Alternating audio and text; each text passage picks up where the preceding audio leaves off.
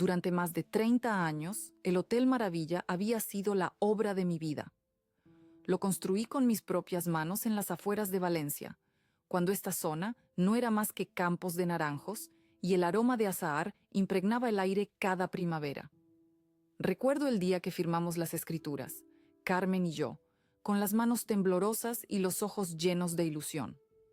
Éramos jóvenes, quizás demasiado, pero teníamos la determinación que solo da la juventud y el hambre de construir algo propio.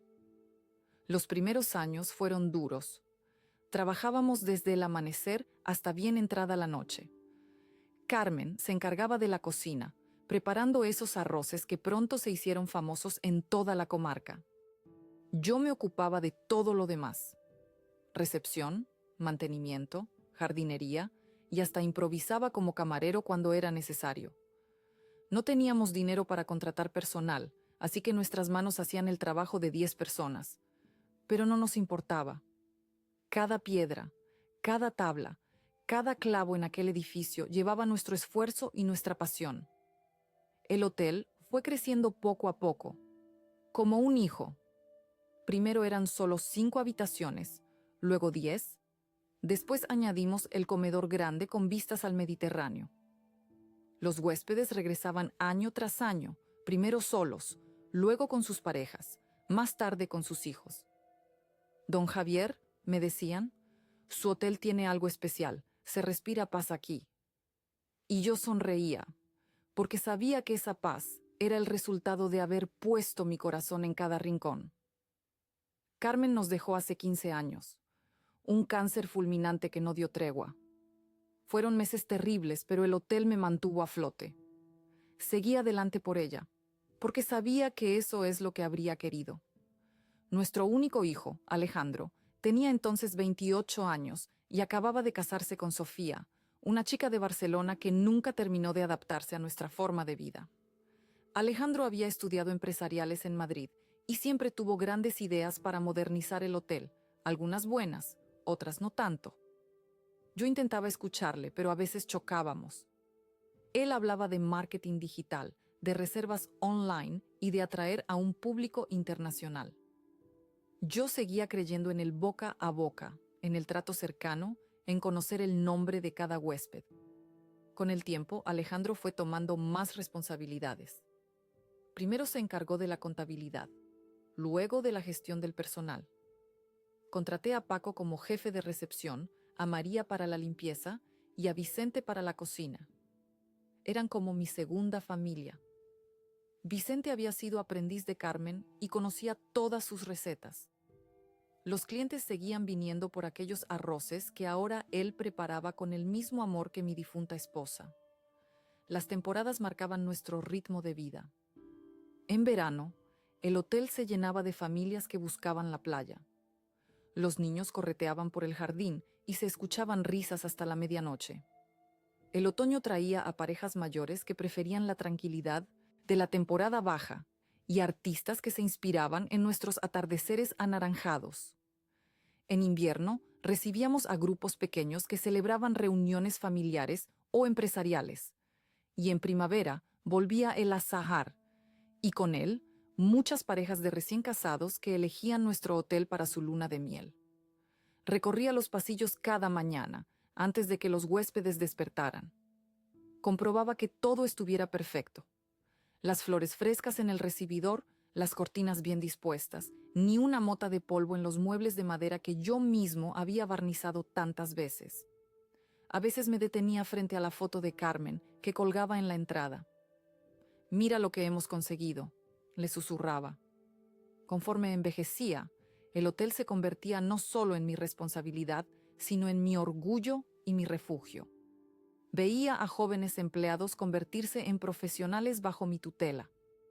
Muchos se marchaban para abrir sus propios negocios, y eso me llenaba de satisfacción. Otros, como Paco, llevaban conmigo casi tanto tiempo como el hotel mismo. El mundo a mi alrededor cambiaba. Las grandes cadenas hoteleras empezaron a instalarse en la costa. Ofrecían precios más bajos, piscinas climatizadas, gimnasios. Nosotros no podíamos competir con eso, pero teníamos algo que ellos no: alma. Los clientes fieles seguían viniendo, algunos ya con sus nietos. Este lugar es como volver a casa, decían, y no había cumplido mayor que ese. Sin embargo, notaba cómo Alejandro y Sofía se impacientaban. Las conversaciones durante las comidas familiares de los domingos giraban cada vez más hacia el potencial desaprovechado del hotel, hacia la necesidad de renovarse o morir. Sofía tenía parientes en el sector inmobiliario de Barcelona y siempre dejaba caer comentarios sobre lo que podría valer nuestro terreno si decidiéramos vender. Yo me mantenía firme. Este hotel es nuestra vida, nuestro legado, les decía. No todo se reduce a números en una hoja de cálculo. Pero veía en los ojos de mi hijo que mis palabras rebotaban contra un muro de ambición. Ya no era el niño que corría entre las mesas ayudando a su madre a colocar los manteles. Se había convertido en un hombre de negocios, con la mirada puesta en un futuro que yo ya no formaba parte. Aún así, nunca imaginé que mi propio hijo me haría lo que estaba a punto de suceder. Confiaba en que, a pesar de nuestras diferencias, el respeto y el amor filial prevalecerían. Creía que el hotel que había construido con mis propias manos, ladrillo a ladrillo, sería valorado por lo que realmente era. No solo un negocio, sino el testimonio de una vida de trabajo honrado y pasión. Aquel martes de noviembre amaneció con una niebla espesa que cubría todo el valle. Desde mi habitación en el último piso del hotel, apenas podía distinguir los contornos de los naranjos. Era un día como cualquier otro, o eso creía yo. Me levanté temprano, como siempre. Me preparé un café y bajé a la recepción para revisar las reservas del día.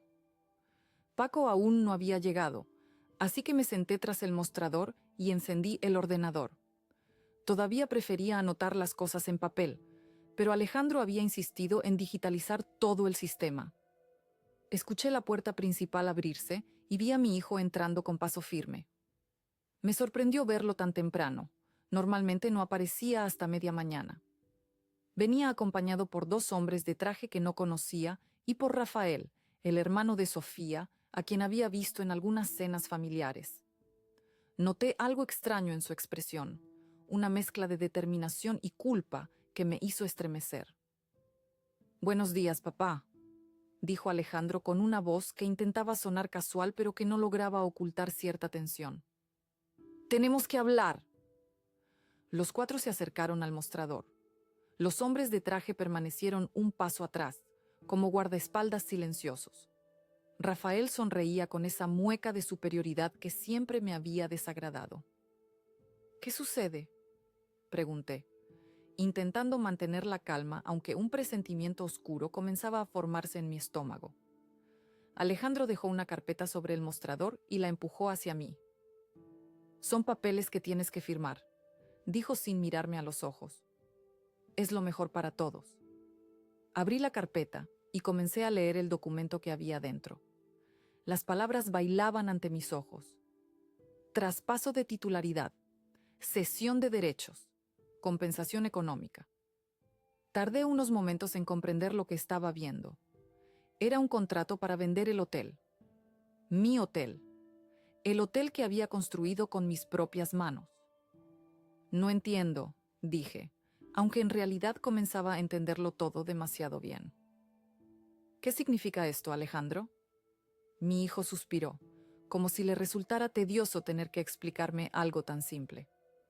«Papá, hemos encontrado inversores interesados en el hotel. La familia de Sofía tiene contactos en el sector y nos han hecho una oferta inmejorable. Es una oportunidad que no podemos dejar pasar». «¿No podemos?», repetí, sintiendo cómo la incredulidad daba paso a la ira. «¿Quiénes somos nosotros, Alejandro? Este hotel es mío. Yo lo construí. Tu madre y yo pusimos cada piedra con nuestras propias manos. No es algo que puedas vender así como así». Rafael dio un paso adelante. «Don Javier», dijo con un tono condescendiente que me revolvió el estómago, «tiene que entender que los tiempos cambian. Este edificio está anticuado, necesita una renovación completa para ser competitivo. Nuestros inversores tienen la visión y el capital para convertirlo en un establecimiento de lujo que atraerá a un público internacional. No me interesa vuestra visión, respondí con firmeza. No voy a vender. Los dos hombres de traje intercambiaron miradas. Uno de ellos carraspeó y se presentó como abogado. El otro dijo, ser notario. Me hablaron de cláusulas, de plazos, de implicaciones legales que apenas conseguía procesar. Mientras tanto, observaba a mi hijo, buscando en su rostro algún indicio del niño al que había enseñado a nadar en el mar, al que había contado cuentos junto a la chimenea del salón en las noches de invierno.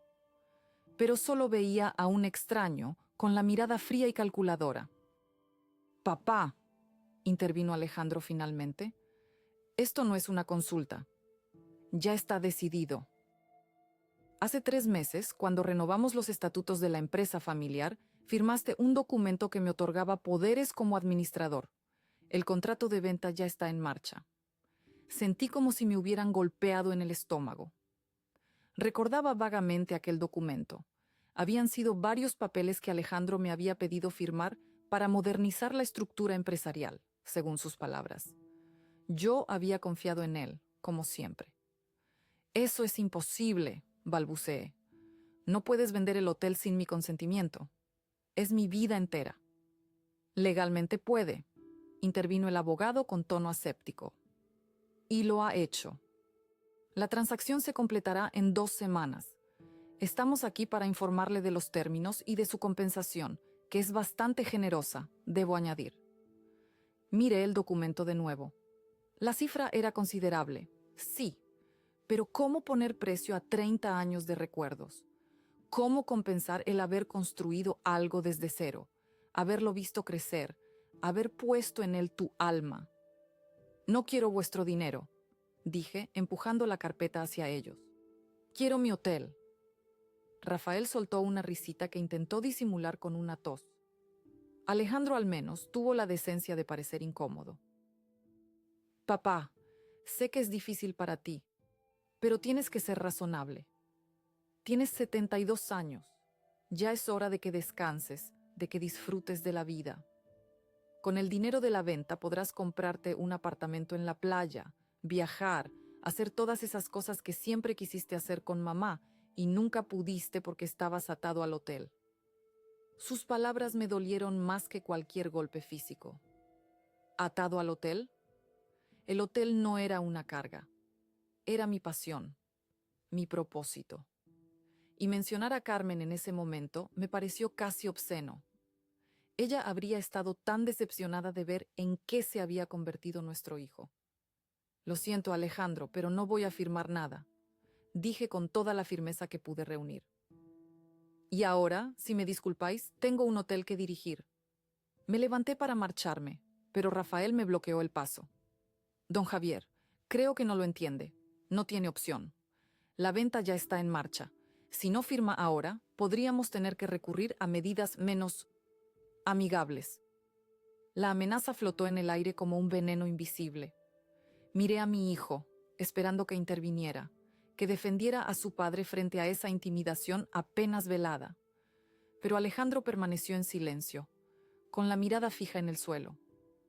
Fue entonces cuando comprendí la magnitud de la traición.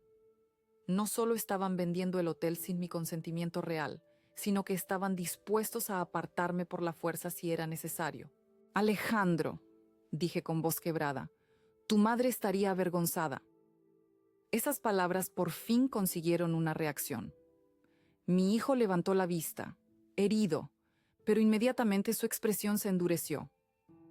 «A partir de hoy», dijo con frialdad, «ya no tienes permitido entrar en este hotel. Consideraremos que estás en periodo de transición. Puedes recoger tus efectos personales, pero nada más. Los nuevos propietarios tomarán posesión en 2 semanas. Sentí que el mundo se detenía a mi alrededor. ¿Me estaba prohibiendo la entrada a mi propio hotel? ¿Mi hijo me estaba echando de la casa que yo había construido? Por un instante, la rabia me invadió con tal intensidad que pensé que podría derribar a aquellos 4 hombres con mis propias manos, a pesar de mi edad. Pero entonces recordé las palabras que Carmen solía repetirme en nuestros momentos difíciles. La dignidad, Javier. Nunca pierdas la dignidad. Así que respiré hondo, me erguí todo lo que mi vieja espalda me permitía y miré a mi hijo directamente a los ojos. Muy bien, dije con una calma que ni yo mismo sabía de dónde había sacado. Si eso es lo que quieres, me iré. Pero recuerda mis palabras. Este lugar no es solo un edificio. Tiene memoria. Y la memoria a veces pesa demasiado para aquellos que no la respetan. Vi un destello de inquietud en los ojos de Alejandro, pero duró apenas un segundo. Rafael y los otros hombres parecieron desconcertados por mi reacción. Quizás esperaban gritos, amenazas, resistencia. Pero yo ya había vivido demasiado para perder el control de esa manera. Me dirigí hacia la escalera para recoger mis pertenencias. Mientras subía los peldaños que tantas veces había recorrido, sentía una extraña mezcla de dolor y liberación.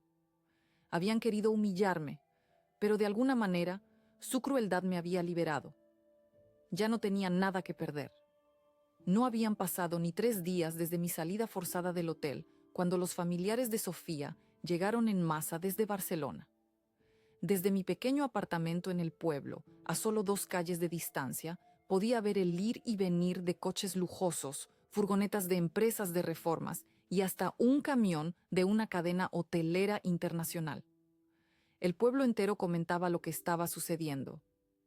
En la panadería de Lola, en el bar de Manolo, en la plaza durante los paseos vespertinos, no se hablaba de otra cosa. «Don Javier, ¿ha visto lo que están haciendo con su hotel?», me preguntó Lola mientras me entregaba la barra de pan de cada mañana. Dicen que van a tirar abajo la fachada principal para poner cristaleras modernas. Una vergüenza, con lo bonita que era esa entrada de piedra. Yo asentía en silencio. No quería dar pábulo a los chismes, pero me dolía imaginar cómo estarían destrozando el trabajo de toda una vida.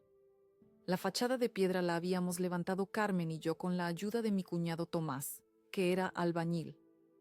Nos había llevado casi un mes, colocando cada piedra con cuidado, buscando el encaje perfecto. Ahora, seguramente, estaría convertida en escombros. Una tarde, mientras tomaba un café en la terraza del bar, vi pasar a Paco, mi antiguo jefe de recepción. Caminaba cabizbajo, con una caja de cartón entre los brazos. Cuando me vio, dudó un momento, pero luego se acercó a mi mesa. «Don Javier», dijo con la voz entrecortada, «lo siento mucho. No tienes que disculparte, Paco. Tú no has hecho nada malo. Me han despedido», continuó, señalando la caja donde llevaba sus pertenencias. «Dicen que van a traer personal nuevo, más joven, con idiomas y no sé qué historias. 22 años trabajando allí y me han liquidado con lo mínimo». Le invité a sentarse y pedimos otra copa. Paco me contó cómo estaba haciendo la transición. Los nuevos dueños, encabezados por Carlos y Eduardo, los hermanos de Sofía, habían llegado con aires de grandeza y planes ambiciosos. Querían convertir mi modesto hotel familiar en un establecimiento de lujo con spa, restaurante de autor y habitaciones temáticas. Habían despedido a casi todo el personal antiguo. Solo habían mantenido a algunos de mantenimiento y limpieza, aquellos que consideraban reciclables según sus palabras. «¿Y Alejandro?», pregunté, intentando que no se notara el dolor que me producía pronunciar el nombre de mi hijo. Paco apartó la mirada antes de responder. «Casi no se le ve por allí. Viene a primera hora, firma algunos papeles y se marcha. Creo que los cuñados lo han apartado bastante del proyecto. Al fin y al cabo, ellos son los que están poniendo el dinero, o eso dicen». No me sorprendió. Conocía bien a la familia de Sofía, especialmente a Rafael, Carlos y Eduardo. Eran de esos nuevos ricos que habían hecho fortuna durante el boom inmobiliario, comprando terrenos a precios ridículos y revendiéndolos a constructoras por cantidades astronómicas. Sofía siempre había presumido de la visión empresarial de sus hermanos, pero para mí no eran más que oportunistas sin escrúpulos. Los días siguientes me llegaron más noticias sobre los cambios en el hotel. Vicente, el cocinero que había aprendido de Carmen, me visitó para contarme que habían desmantelado por completo la cocina. Han tirado a la basura las cazuelas de cobre que usted compró en Valencia hace 30 años, don Javier. Decían que eran antiguas y no cumplían con la normativa. Pero yo sé que estaban perfectas. Las cuidábamos como oro en paño. María, la encargada de limpieza, me dijo que habían vaciado el almacén donde guardábamos los adornos navideños, incluyendo el Belén artesanal que Carmen y yo habíamos ido construyendo pieza a pieza durante años. Lo tiraron todo a un contenedor, don Javier. Yo rescaté lo que pude cuando se fueron, pero muchas figuras se rompieron. Cada historia era como una puñalada, pero me mantenía sereno. Por fuera, al menos. Por las noches, solo en mi apartamento, a veces dejaba que las lágrimas fluyeran, mientras miraba las pocas fotografías que había logrado llevarme. Carmen y yo el día de la inauguración. Alejandro de niño ayudándome a pintar la pérgola del jardín. El personal reunido en la última Nochebuena que celebramos todos juntos. Una semana después de mi expulsión, me encontré con Ramón, el cartero, que también había sido amigo de toda la vida. Javier, me dijo con tono confidencial, algo raro está pasando en el hotel. He visto salir a los hermanos de Sofía con caras largas, y esta mañana, cuando fui a entregar el correo, escuché una discusión muy fuerte. El tal Eduardo gritaba algo sobre documentos y papeles antiguos que habían encontrado. Aquello captó mi atención. ¿Qué tipo de documentos? Ramón se encogió de hombros. No lo sé exactamente, pero sonaba importante. Algo sobre la propiedad del terreno y unos pagos. Eduardo le decía a Carlos que tenían que hablar con un abogado urgentemente. Sentí un escalofrío recorrer mi espalda. Sabía perfectamente a qué documentos se referían. En el desván del hotel, ocultos tras unos paneles que yo mismo había instalado, guardaba todos los papeles relacionados con la adquisición original del terreno y la construcción del edificio, incluidos algunos que no eran precisamente convencionales. El terreno donde se alzaba el Hotel Maravilla había pertenecido originalmente a don Augusto Mendoza, un terrateniente de la zona que había caído en desgracia durante la crisis de los años 80.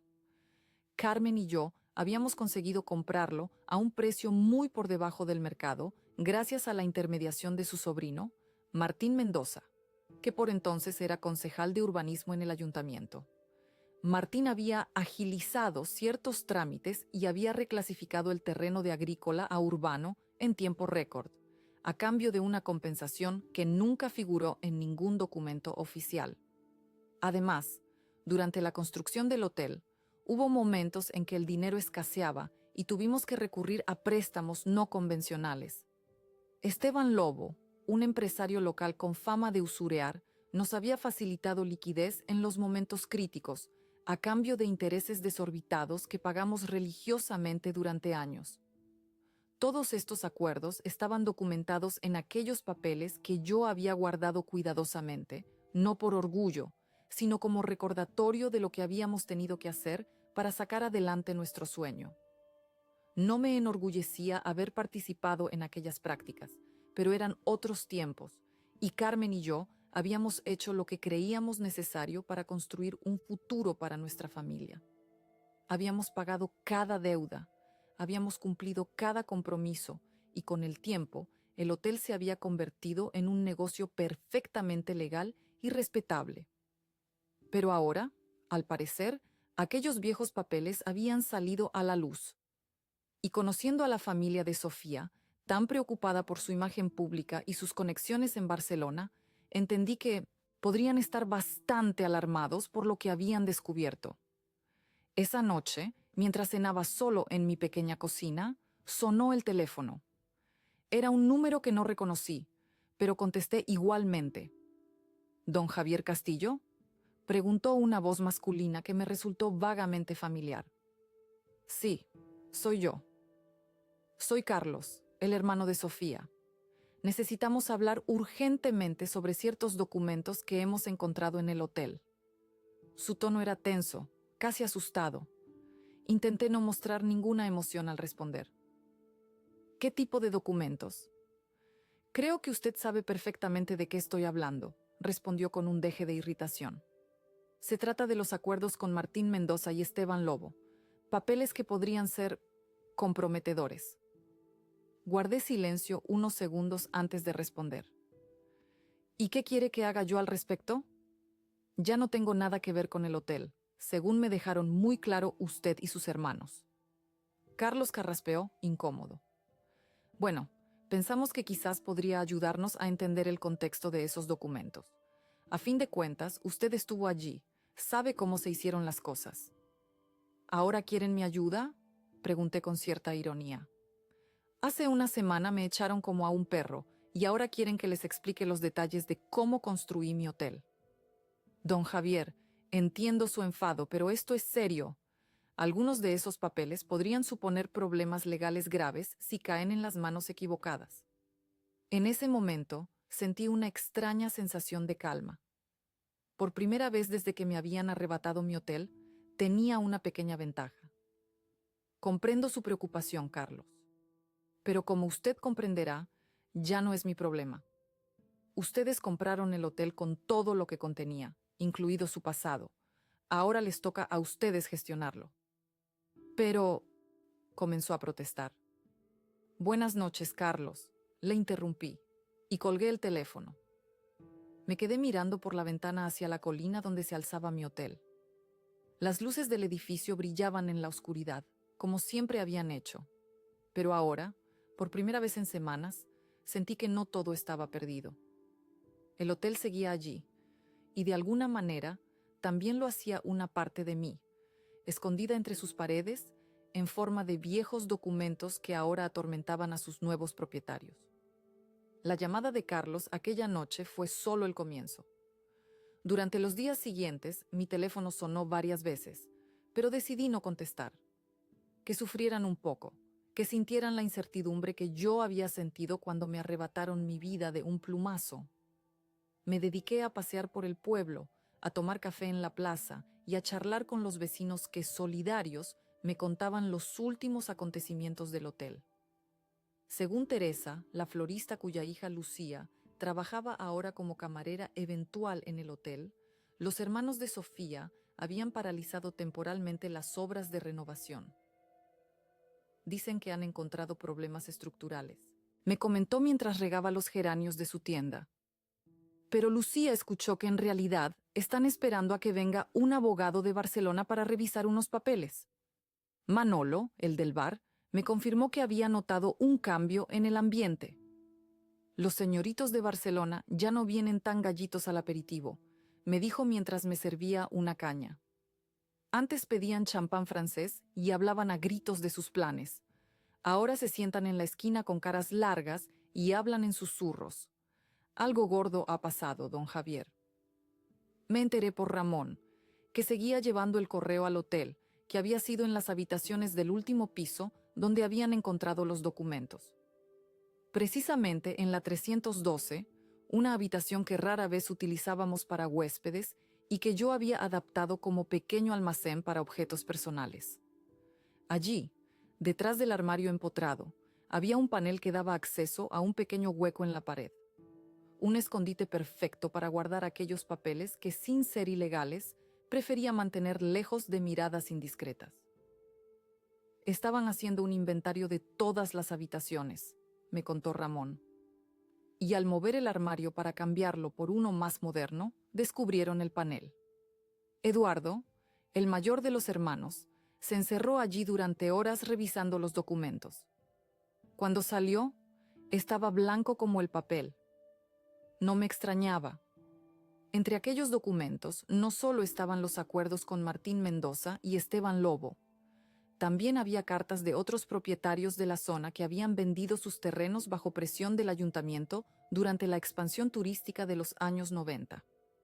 Denuncias que nunca prosperaron, recortes de periódicos sobre casos de corrupción urbanística que fueron sobreseídos y un detallado registro de todos los pagos extraoficiales que habíamos tenido que hacer para conseguir los permisos necesarios para ampliar el hotel. Carmen siempre había insistido en guardar todo. Por si algún día nos hace falta, decía. Nunca imaginamos que esos papeles servirían para algo así.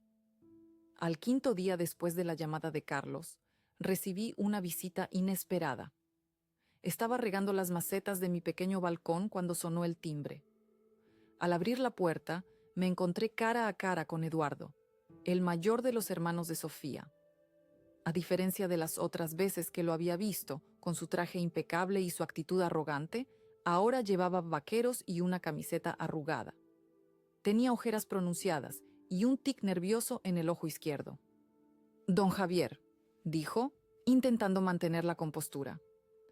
«Necesito hablar con usted urgentemente». Lo dejé pasar, más por curiosidad que por cortesía. Mi apartamento era pequeño pero acogedor, con muebles sencillos y algunas plantas que Carmen siempre había adorado. En la pared del salón colgaban fotos de nuestra vida en el hotel. La inauguración, las navidades con el personal, Alejandro de pequeño jugando en el jardín. Eduardo miró, alrededor, visiblemente incómodo. Se sentó en el sofá cuando se lo indiqué y rechazó el café que le ofrecí. «Voy a ser directo», dijo finalmente. «Hemos encontrado documentos en el hotel que podrían ser problemáticos. Documentos que implican a personas importantes de la región en actividades que, digamos, no son del todo transparentes». Asentí sin decir nada, dejando que continuara. «Entre ellos hay papeles firmados por mi tío Antonio», continuó Eduardo, con la voz ligeramente temblorosa. «Documentos que demuestran que utilizó su posición en la Diputación Provincial para recalificar terrenos a favor de ciertos empresarios, incluyendo a mi padre». Eso no lo sabía.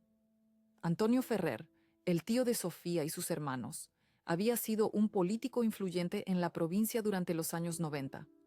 Nunca había tratado directamente con él, pero su nombre aparecía en varios de los documentos relacionados con los permisos del hotel. «Mi tío Antonio ahora es senador», añadió Eduardo, pasándose una mano por el pelo con gesto nervioso.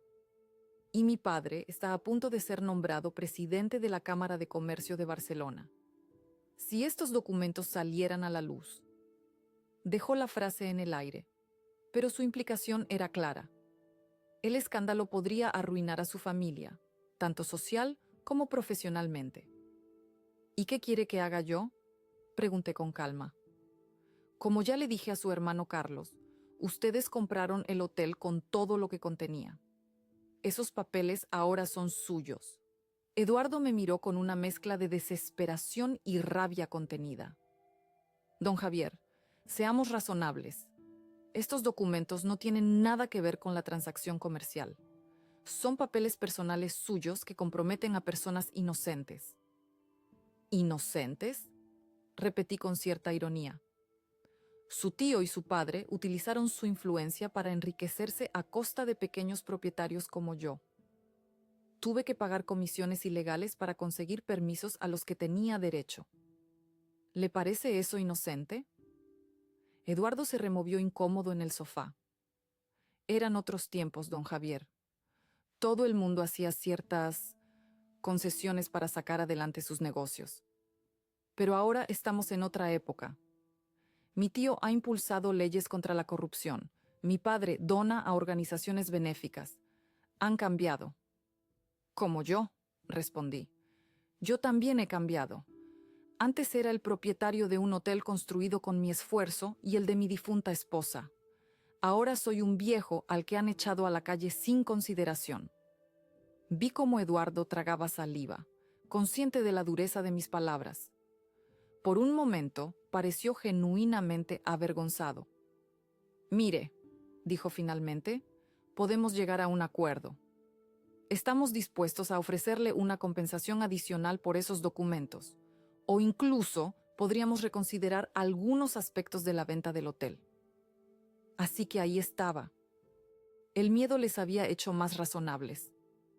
Los todopoderosos hermanos de Barcelona, que hace unos días me habían tratado como a un estorbo, Ahora venían a pedir mi ayuda.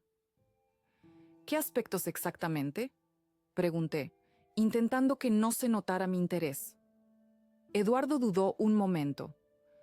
Podríamos, por ejemplo, mantenerlo a usted como asesor del hotel durante la transición. Con un salario, por supuesto. Y quizás reservar una habitación permanente para su uso personal.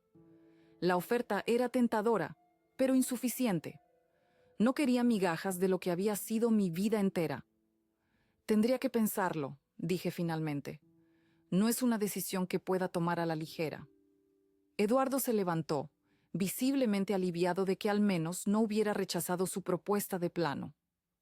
Por supuesto, tómese su tiempo, pero no demasiado, por favor. Cada día que pasa con esos documentos en el hotel es un riesgo para mi familia. Cuando se marchó, me quedé contemplando las fotos de la pared. Carmen sonreía en todas ellas, con esa alegría serena que siempre la caracterizó. ¿Qué harías tú?, le pregunté en silencio, y casi pude escuchar su respuesta. Lo correcto, Javier. Siempre lo correcto. ¿Pero qué era lo correcto en esta situación? ¿Aceptar un acuerdo que me permitiera mantener algún vínculo con el hotel, aunque fuera mínimo? ¿O dejar que aquellos oportunistas sufrieran las consecuencias de haberse apropiado de algo que no les pertenecía? Esa noche dormí poco, dándole vueltas a la situación. Al amanecer, cuando finalmente concilié el sueño, soñé con el hotel. Pero no era el edificio tal como lo conocía, sino una versión distorsionada, con pasillos que no llevaban a ninguna parte y habitaciones que cambiaban de tamaño. En el sueño, buscaba desesperadamente algo en los muros, mientras escuchaba las voces de los hermanos de Sofía persiguiéndome. Los rumores en un pueblo pequeño viajan más rápido que el viento. En menos de una semana, todo el mundo en Santa Eulalia sabía que algo extraño estaba ocurriendo en el Hotel Maravilla. Cada vez que iba a la plaza o compraba el pan, algún vecino se acercaba para contarme lo último que había escuchado. Don Javier, dicen que han encontrado algo malo en el hotel, me susurró doña Pilar, la anciana que vendía flores junto a la iglesia. Mi nieto trabaja en la Reforma y me ha dicho que los jefes están muy nerviosos, que hablan de papeles y nombres importantes. En el bar de Manolo, las especulaciones eran aún más extravagantes. He oído que encontraron huesos en el sótano, comentó Julián, el taxista, aunque todos sabíamos que el hotel ni siquiera tenía sótano. O quizás fue un tesoro enterrado por los moros, añadió Miguel, el mecánico, entre risas. Yo escuchaba sin decir mucho, dejando que las habladurías siguieran su curso natural. No me correspondía a mí desmentir o confirmar nada, pero me resultaba casi imposible no sentir cierta satisfacción al ver cómo el mundo perfecto que los hermanos de Sofía habían imaginado se desmoronaba poco a poco. A los 10 días, de la visita de Eduardo, me crucé con Lucía, la hija de la florista, que seguía trabajando en el hotel. La chica me saludó con afecto. Siempre habíamos tenido buena relación desde que, siendo adolescente, la contraté para ayudar con los arreglos florales durante la temporada alta.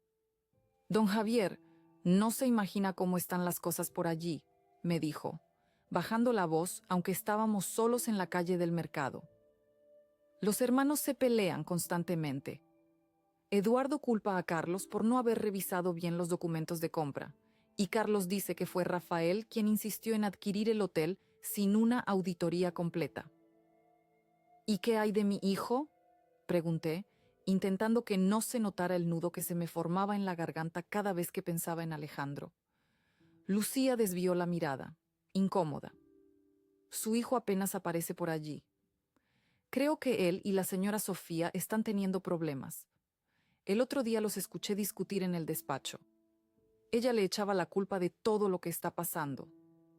No me alegré de saber que Alejandro estaba sufriendo, pero tampoco pude evitar pensar que quizás estaba recibiendo una lección necesaria. Había traicionado a su padre por ambición, y ahora esa misma ambición se volvía contra él. Lo más extraño, continuó Lucía, es que algunos huéspedes se han quejado de ruidos en el último piso. Dicen que escuchan pasos y murmullos durante la noche, aunque esas habitaciones están vacías. El señor Eduardo ha prohibido que nadie suba allí, especialmente a la habitación 312. La famosa 312, donde habían encontrado los documentos. No me sorprendía que ahora la consideraran un lugar prohibido. Probablemente temían que hubiera más papeles escondidos, o quizás simplemente les incomodaba la idea de que las paredes guardaran más secretos de los que habían descubierto. ¿Y qué dice la gente sobre esos ruidos?, pregunté, genuinamente curioso. Lucía se encogió de hombros. Algunos creen que es el viento o las tuberías antiguas. Otros. Dudó un momento antes de continuar. Otros dicen que es el espíritu de doña Carmen, que no está contenta con los cambios que están haciendo. No pude evitar sonreír ante esa idea. Carmen siempre había sido una mujer práctica, poco dada a supersticiones. Le habría hecho gracia saber que después de muerta la habían convertido en un fantasma vengativo. Sea lo que sea, añadió Lucía, ha conseguido que los trabajadores de la Reforma no quieran subir al último piso. Dicen que sienten una presencia, como si alguien los observara. 2 albañiles ya han dejado el trabajo. Me despedí de Lucía prometiéndole que guardaría el secreto de nuestra conversación. Mientras caminaba de regreso a mi apartamento, pensé en cómo el miedo puede transformar la realidad. No había ningún fantasma en el Hotel Maravilla, por supuesto. Solo viejos papeles y conciencias intranquilas. Pero a veces, eso era suficiente para crear un espectro más poderoso que cualquier aparición sobrenatural. Esa misma tarde recibí otra visita inesperada. Esta vez fue Rafael, el más joven de los hermanos de Sofía, quien llamó a mi puerta. A diferencia de Eduardo, que al menos había mostrado cierta humildad en su desesperación, Rafael mantenía su aire arrogante, aunque noté que tenía los ojos enrojecidos, como si llevara días sin dormir bien. «Don Javier», dijo a modo de saludo, entrando en mi apartamento sin esperar invitación. «Supongo que mi hermano Eduardo ya ha hablado con usted sobre nuestro pequeño problema». «Así es», respondí secamente, aunque no me pareció tan pequeño por la cara que traía. Rafael intentó sonreír, pero el resultado fue más bien una mueca tensa. «Eduardo siempre ha sido un dramático. Los documentos que encontramos son antiguos, probablemente ya no tienen ninguna relevancia legal.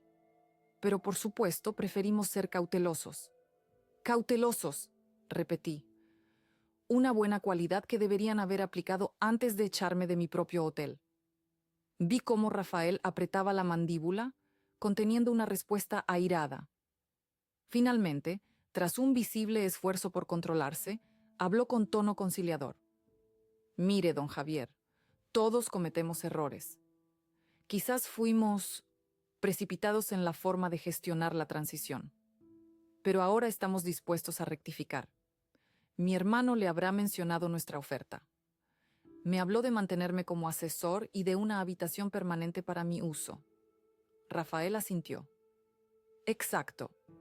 Y estamos dispuestos a mejorar esa oferta. Además del puesto de asesor, que sería meramente nominal, podríamos incluir un porcentaje de los beneficios del hotel.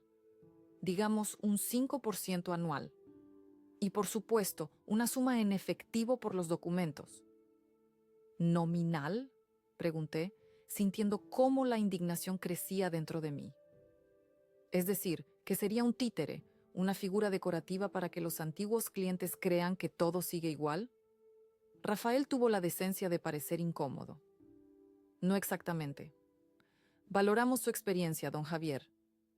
Pero debe entender que tenemos una visión diferente para el futuro del hotel. Una visión que ahora mismo está empañada por el miedo», respondí.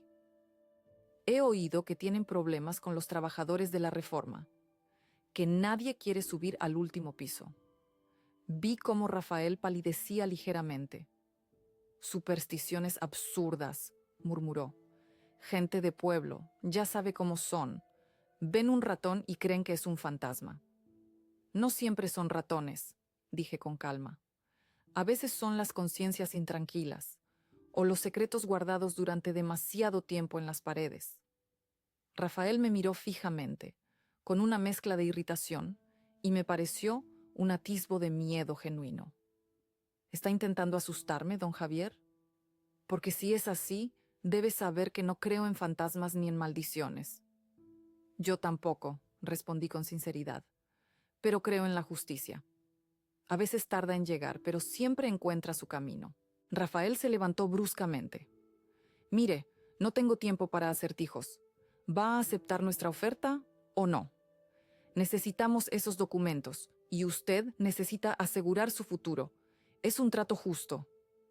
Lo miré durante unos segundos, evaluando su desesperación. Había algo más que no me estaba contando, algo que lo tenía realmente preocupado.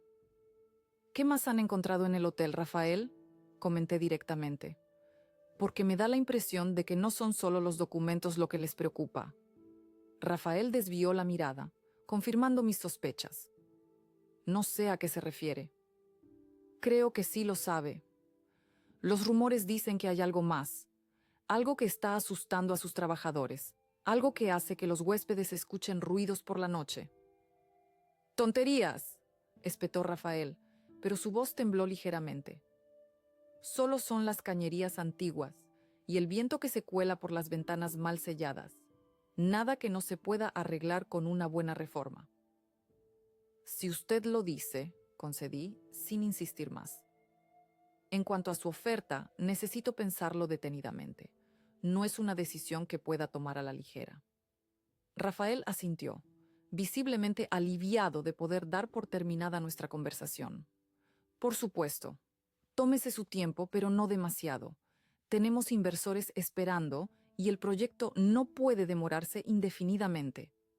Cuando se marchó, me quedé pensando en lo que no me había dicho. Había algo más en el hotel, algo que realmente los estaba asustando. Quizás habían encontrado otros documentos que no me habían mencionado, o tal vez era simplemente el peso de la culpa lo que les hacía ver fantasmas donde solo había sombras. Esa noche, mientras cenaba solo en mi pequeña cocina, recibí un mensaje de texto de un número desconocido. Papá, necesito hablar contigo. Mañana a las 11 en el parque junto al río. Por favor, ven solo. Alejandro. Mi hijo finalmente quería verme. Después de casi 2 semanas de silencio, después de haberme expulsado del hotel sin miramientos, ahora buscaba mi ayuda. Porque estaba seguro de que era ayuda lo que quería, no una reconciliación. Mientras miraba el mensaje en la pantalla del teléfono, sentí una mezcla confusa de emociones. Dolor por su traición, rabia por su cobardía, pero también, muy a mi pesar, un resquicio de esperanza. Quizás, solo quizás, mi hijo había comprendido finalmente la magnitud de su error. El parque junto al río era uno de mis lugares favoritos en Santa Eulalia. Carmen y yo solíamos pasear por allí los domingos, cuando el hotel nos daba un respiro. También era donde había enseñado a Alejandro a montar en bicicleta, tantos años atrás, que casi parecía la vida de otra persona. Ahora, sentado en un banco bajo los álamos que susurraban con la brisa matinal, esperaba a mi hijo con una extraña calma. Lo vi llegar desde lejos, caminando con paso inseguro, tan distinto de la arrogancia con la que se había presentado en el hotel aquella mañana fatídica. Vestía, de manera informal, con vaqueros y una camiseta gris que le hacía parecer más joven, más parecido al muchacho que una vez había sido, antes de que la ambición lo transformara. «Papá», dijo a modo de saludo, sentándose junto a mí en el banco. «Alejandro», respondí, sin añadir nada más. Hubo un largo silencio. Mi hijo miraba al río, evitando mis ojos, como si no supiera por dónde empezar. Finalmente, tomó aire y habló. «Quiero pedirte perdón», dijo con voz apenas audible. Lo que te hice, no tiene justificación». No respondí inmediatamente. Parte de mí quería abrazarlo, decirle que todo estaba perdonado, pero otra parte, la que recordaba la frialdad con la que me había expulsado de mi propio hotel, permanecía cautelosa. «¿Por qué lo hiciste?», pregunté finalmente. Era la pregunta que me había atormentado durante semanas. ¿Tan importante era el dinero? ¿Tan poco significaba para ti todo lo que tu madre y yo construimos? Alejandro sacudió la cabeza, con los ojos húmedos. No fue solo por el dinero, aunque no voy a negarte que influyó. Sofía y sus hermanos llevaban años insistiendo en que el hotel tenía un potencial enorme, que podríamos convertirlo en un negocio mucho más rentable. Y yo les creí. Pensé que estaba haciendo lo correcto, modernizando lo que tú habías comenzado. ¿Y para eso era necesario echarme? Pregunté con amargura. No, admitió Alejandro. Eso fue un error terrible.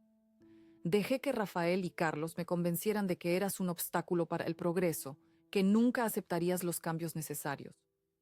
Pero ahora veo que ellos solo querían control total sobre el hotel. ¿Y qué ha cambiado? ¿Por qué ahora vienes a pedirme perdón? Alejandro suspiró profundamente. Todo se está desmoronando, papá. Los documentos que encontraron en la habitación 312 implican a gente muy importante. El tío de Sofía, varios políticos locales, incluso el padre de Sofía. Rafael y Carlos están aterrorizados de que esos papeles lleguen a la prensa. ¿Y tú? ¿También estás aterrorizado? Estoy avergonzado, respondió, y por primera vez me miró directamente a los ojos. No solo por lo que te hice a ti, sino porque me he dado cuenta de que he puesto todos mis sueños y mi futuro en manos de gente sin escrúpulos. Sofía me ha dejado, ¿sabes? Dice que soy un fracasado, que ni siquiera fui capaz de gestionar correctamente la transición del hotel. No pude evitar sentir una punzada de compasión. Mi hijo parecía verdaderamente destrozado, y por un momento vi en él al niño vulnerable que había sido. Lo siento, dije con sinceridad. A pesar de todo, nunca he querido verte sufrir. Lo sé, respondió Alejandro. Y eso solo hace que me sienta peor. Tú y mamá me lo disteis todo, y yo os lo pagué con traición. Nos quedamos en silencio un momento, observando el río que fluía incansable frente a nosotros. Finalmente, Alejandro volvió a hablar.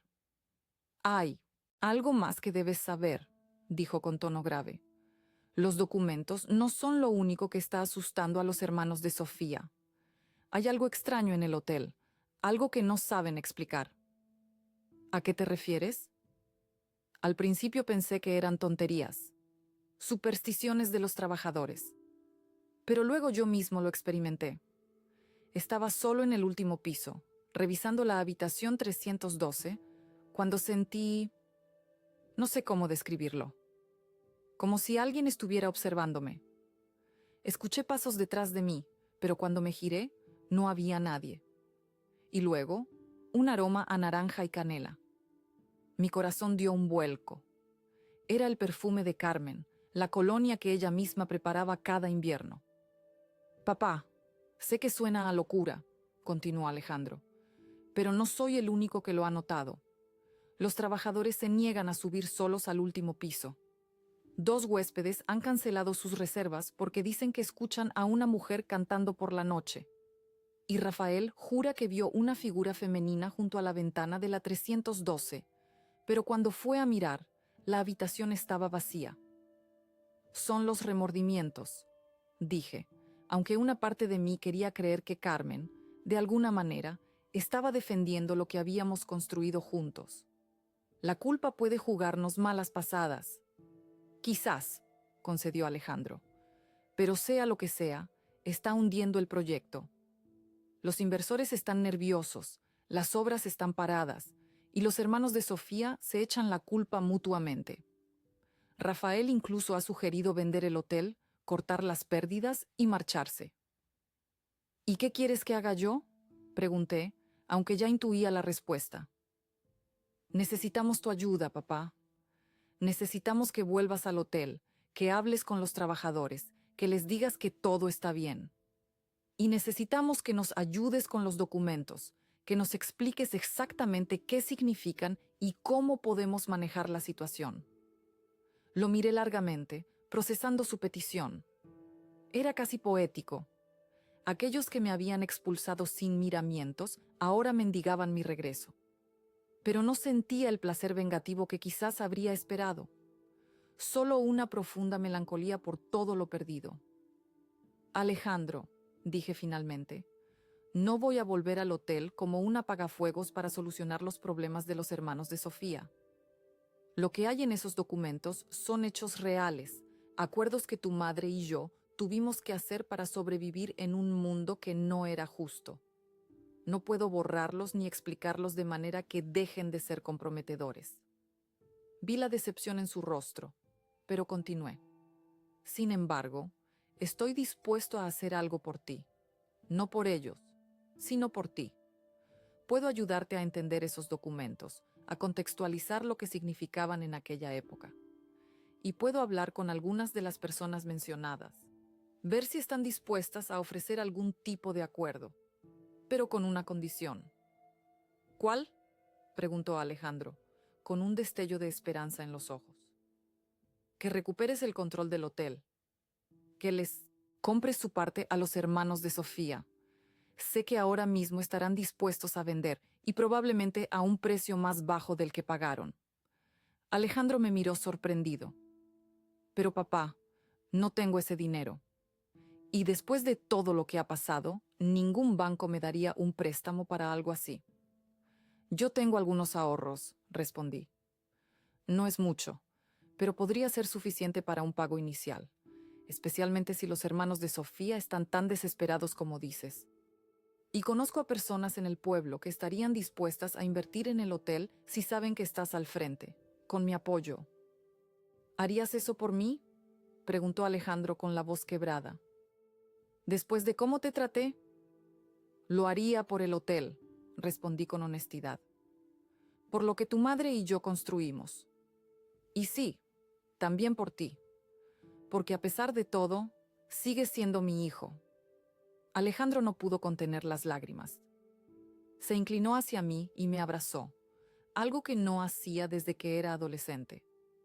Sentí su cuerpo temblar contra el mío, y a pesar de mi determinación de mantenerme firme, también yo me emocioné. En los días siguientes, las cosas se movieron con sorprendente rapidez. Tal como había previsto, los hermanos de Sofía estaban más que dispuestos a vender su parte del hotel. Los documentos comprometedores, sumados a los fenómenos inexplicables que seguían ocurriendo en el último piso, los habían convencido de que el Hotel Maravilla no era la inversión dorada que habían imaginado. Con mis ahorros y la ayuda de varios amigos del pueblo que confiaban en mí, Alejandro consiguió reunir el dinero necesario para comprar la participación de los hermanos. El acuerdo incluía una cláusula de confidencialidad sobre los documentos encontrados, que permanecerían en nuestro poder. Una semana después de nuestra conversación en el parque, regresé al hotel. No como un empleado ni como un asesor, sino como lo que siempre debí seguir siendo, su alma y su guardián. Al cruzar el umbral, sentí que volvía a casa después de un largo y doloroso exilio. Paco, María, Vicente y el resto del personal antiguo también regresaron, acogidos con los brazos abiertos por Alejandro, que parecía decidido a enmendar sus errores. Las obras de renovación continuaron, pero de manera más respetuosa con la esencia original del hotel. Mi hijo había comprendido finalmente que la modernización no tenía por qué significar destrucción. En cuanto a los fenómenos extraños del último piso, cesaron tan misteriosamente como habían comenzado. La habitación 312 volvió a ser un lugar tranquilo, sin pasos inexplicables ni aromas fantasmales. Aunque a veces, cuando pasaba por allí a última hora de la noche, me parecía percibir un leve aroma a naranja y canela. Y sonreía, imaginando a Carmen satisfecha con nuestro pequeño triunfo. Nunca volví a confrontar directamente a los hermanos de Sofía ni a exigir disculpas o reconocimiento. Mi silencio se convirtió en mi escudo y en mi victoria. Les dejé lidiar con el peso de lo que habían intentado robar. Les dejé aprender que un edificio no son solo paredes y habitaciones, sino la suma de todas las historias escritas en su interior. En el mercado, en la iglesia y en las conversaciones tranquilas por el pueblo, la gente empezó a mirarme con un nuevo respeto. No veían a un hombre descartado por su hijo, sino a alguien que había construido algo tan profundamente arraigado que sobrevivió a la traición. El hotel había hablado por mí de maneras que mi voz nunca necesitó hacerlo. En casa, continuaba mis días con calma.